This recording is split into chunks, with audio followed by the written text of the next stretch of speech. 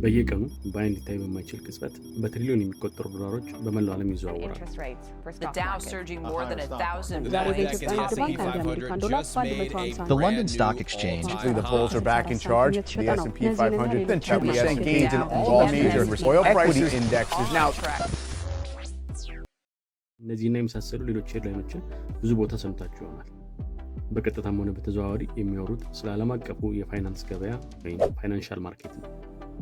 ብዙ ካለመረዳት የተነሳ ትሬዲንግ ቁማር ነው የሚሉ ሰዎች ሳይገጥሟቸው አይቀሩም። ትሬዲንግ ግን ፋይናንሻል ማርኬት ላይ መሳተፍ ነው። መግዛት እና መሸጥ።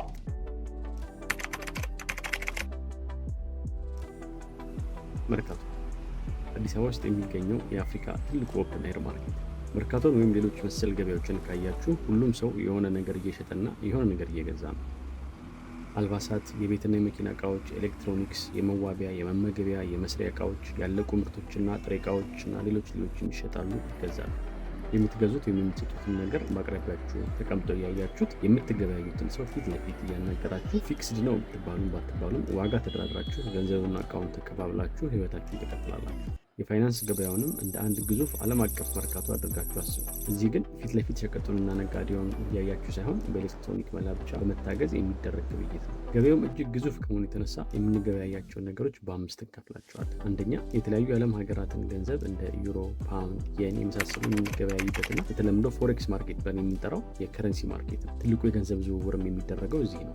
ሁለተኛ፣ እንደ ቴስላ፣ ሳምሰንግ፣ አፕል፣ ቶዮታ፣ ፑማ፣ ሶኒ እና የመሳሰሉ ብዙ ትላልቅ ድርጅቶችን የባለቤትነት ድርሻ የምንገበያይበት የኤኩዊቲስ ማርኬት ነው። ሶስተኛው ደግሞ ቡና፣ በቆሎ ያሉ የእርሻ ውጤቶችን ወይም ደግሞ እንደ ወርቅ እና ነዳጅ ያሉ ማዕድናትን የምንገበያይበት የኮሞዲቲስ ማርኬት እንለዋለን። አራተኛው የዴት ወይም የዕዳ ማርኬት ነው።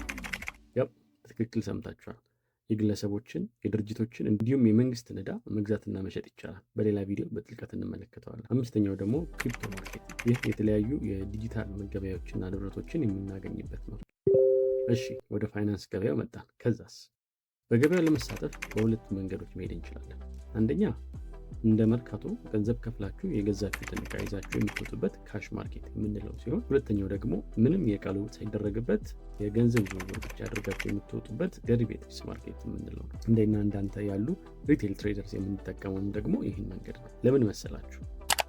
በካሽ ማርኬት ላይ ገብታችሁ የአንድ ካምፓኒ ሼር ስትገዙ የገዛችሁትን ያክል የዛ ካምፓኒ የባለቤትነት ድርሻ ይኖራችኋል። 20 ኪሎ ግራም ወርቅ ከገዛችሁ የ20 ኪሎ ግራም ወርቅ ባለቤት ትሆናላችሁ። የተለያዩ ሀገራት ገንዘብ ከገዛችሁ እንደዛው።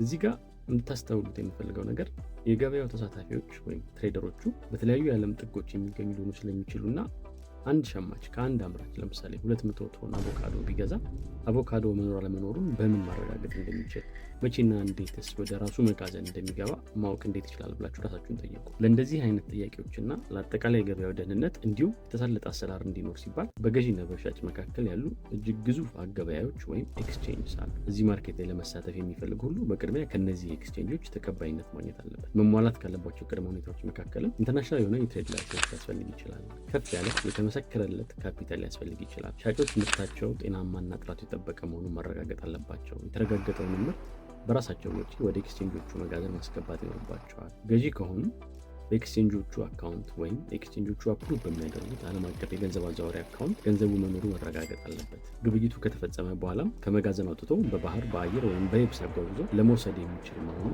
መረጋገጥ አለበት። በመጋዘን በሚቆይበት ሰዓትም ለምሳሌ ለሚከሰቱ አንዳንድ ነገሮች ኢንሹራንስ መግባት የሚችሉ፣ ሌሎች ተያያዥ ወጪዎችንም መሸፈን የሚችሉ መሆን አለባቸው። አብዛኛውን ጊዜ የሚቀመጡትን ቅድመ ሁኔታዎች ማሟላት የሚችሉት ትላልቅ ድርጅቶችና ባንኮች ናቸው ማለት ነው። ስለዚህ ወደ ዴሪቬቲቭስ እንመለስ። ቃሉ ራሱ እንደሚያመላክተው ከሌላ ነገር ዲራይቭ የተደረገ ለማለት ነው። ይህም እዚህ ማርኬት ላይ የምናገኘው